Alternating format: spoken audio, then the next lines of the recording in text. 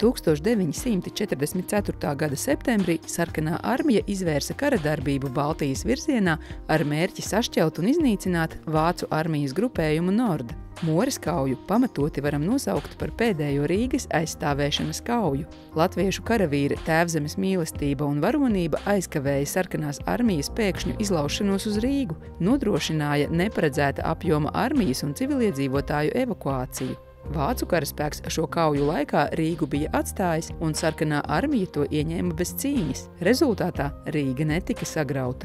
Šobrīd Mores pagastā Kalna Kaņēnos šīs vēstures liecības glabā Mores kauju muzejs. Muzejs ir pašu sabiedrības cilvēku veidots. Pirmā stāvā mums ir tas posms Latviešu valsts pastāvēšanas laikā, kad notika kardinālas izmaiņas visās jomās, jo mainījās iekārts, un šis posms ir ļoti sāpīgs gan vienai pusē, varētu teikt, gan otrai pusē, un arī karš pats par sevi. Šeit, ko jūs redzat, visi šie ieroči, šīs municijas, kā es saku, dzelzīši, apmēram 50% ir šeit uz vietas Morē iegūti. Pārējā gan arī no visas Latvijas.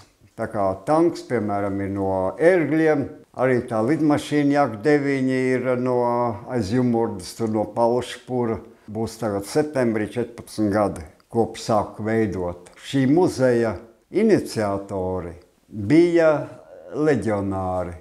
Tīpaši pirmās rotas komandieris, kas šeit karoja, Rolands Kautņenko.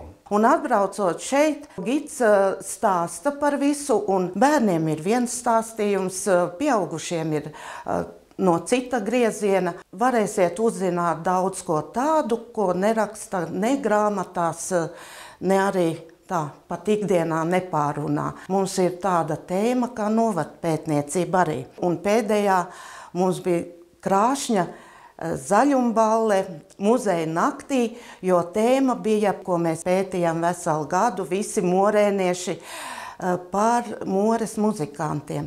Par muzikantiem 20. gadsimtā. Viena tāda pamatīga tēma mums ir amatniecība, jo gids pats ir amatnieks, dzintara apstrādātājs.